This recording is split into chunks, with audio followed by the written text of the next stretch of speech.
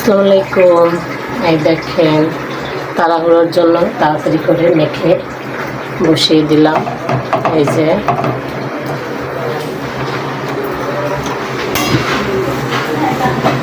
তাড়াতাড়ি করে মাংস রান্না করতে চাইলে এভাবে তাড়াতাড়ি করে মেখে বসাই দেবেন, তাড়াতাড়ি হয়ে যাবে।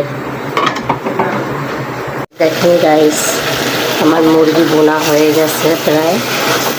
এখন আমি এটার ভিতরে আলু দিয়ে দেব। তাড়াতাড়ি করার জন্য এভাবে মেখে বসাই দিতে হয় মুরগি মাংসটা। তাই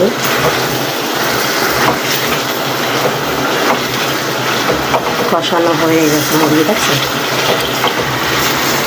এই যে পোলাও চাল এখন দিয়ে দেব।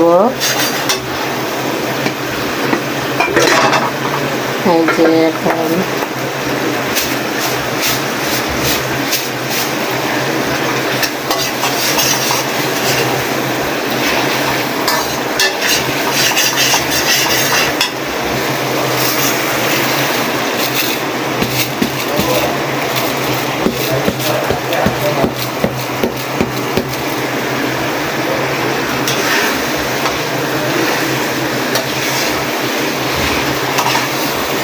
আমি কাঁচামরিচ দিয়ে দেব।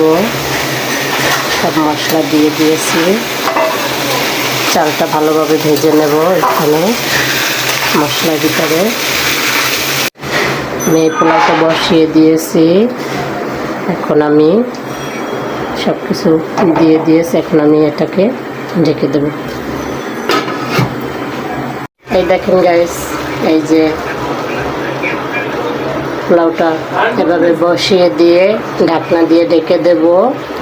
দেওয়ার পরে একটু এই যে চুলাটা কমাই দিছি। এই দেখেন, এখন আমি এই যে একটু ঢাকনা উঠিয়ে একটু নাড়া দিয়ে দিলাম।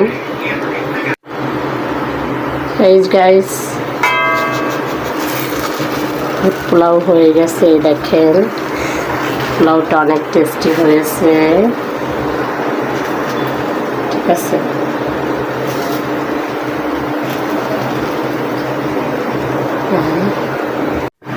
এই যে গাইস মুরগি, তারপরে অন্য সবজি আছে, সেটা খাবার ওখানে নিয়ে গেছি। এই হলো পোলাওটা শেষ, ডান। দেখেন পোলাওর কালারটা কত সুন্দর আসছে। বেরেস্তা দিয়ে দেব। হ্যালো গাইস, কে কে খাবেন? এই যে